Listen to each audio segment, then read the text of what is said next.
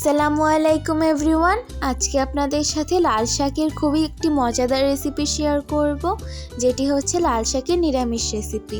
বাগার দেওয়া এই রেসিপিটা খেতে কিন্তু সত্যিই খুব ভালো লাগে। আশা করছি আজকের রেসিপিটি আপনাদের কাছে অনেক বেশি ভালো লাগবে। তো চলুন শুরু করা যাক। তার জন্য এখানে প্রথমে লাল শাক নিয়েছি।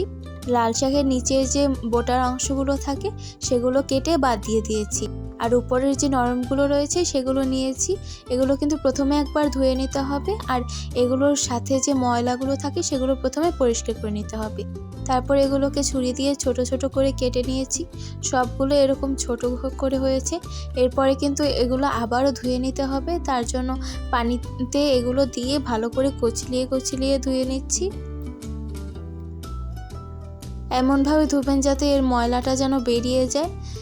ধোয়ার পর এগুলো আবারও তুলে একইভাবে পানি বদলে আরও কয়েকবার করে নিচ্ছি। এরপরে লাল শাকটা সিদ্ধ করার জন্য একটা প্যানে সরাসরি শাকগুলো দিয়ে তার সাথে দিয়ে দিচ্ছি 3 কোষ রসুন আর একটা পেঁয়াজ, সেটা কুচি করে দিয়ে দিয়েছি, 2টা কাঁচামরিচ আর দিয়েছি স্বাদমতো লবণ। এবারে ঢেকে দিচ্ছি 5 থেকে 7 মিনিটের মতো সিদ্ধ হওয়ার জন্য। এর মধ্যে কিন্তু আমি 2 থেকে 3 বার নেড়েচেড়েও দিয়েছি এগুলোকে।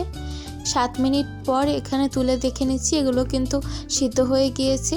দেখতেই পাচ্ছেন কতখানি শাক নিয়েছিলাম আর এগুলো সিদ্ধ হয়ে কতটুকু হয়ে গিয়েছে। এবারে একটু মিশিয়ে নেওয়ার পর একটা উড়ি দিয়ে এটা মিশিয়ে নিচ্ছি।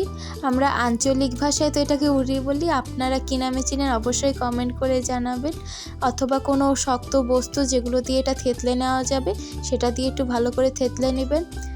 যে রসুন দিয়েছিলাম, মরিচ, সেগুলো ভালো করে শাকের সাথে এরকম মিশিয়ে নিতে হবে।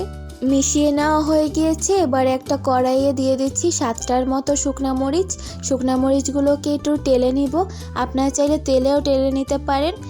এই রেসিপিটাই কিন্তু একটু ঝালটা বেশি হলে খেতে অনেক বেশি মজার হয়। টেলে নেওয়ার পর একটা বাটিতে তুলে নিচ্ছি। এরপরে একই কড়াইতে বাগার দেওয়ার জন্য দিয়ে দিয়েছি সয়াবিন তেল। এরপরে এতে একটু গরম হয়ে গেলে দিয়ে দিচ্ছি রসুন কুচি। আমি এখানে 5 কোয়ার মতো রসুন কুচি ব্যবহার করেছি। এরপরে দিচ্ছি একটা বড় পেঁয়াজ, সেটাকেও কুচি করে দিয়ে দিয়েছি। এবারে গোল্ডেন ব্রাউন করে ভেজে নিতে হবে, প্রায় বেরেস্তার মতো করেই ভেজে নিতে হবে, তবে ওরকম পুড়িয়ে ফেলা যাবে না। এদিকে এটা ভাজা হতে থাক। এর মধ্যে যে মরিচটা টেলে রেখেছিলাম সেটাকে গুঁড়ো করে নিচ্ছি। লাল শাক এভাবে রান্না করলে এতে ঝাল আর রসুনের পরিমাণটা একটু বেশি থাকলে খেতে ভালোই লাগে। আমার বাগারটাও কিন্তু হয়ে গিয়েছে। এবারে লাল শাকের ভিতরে এগুলোকে দিয়ে দিয়েছি।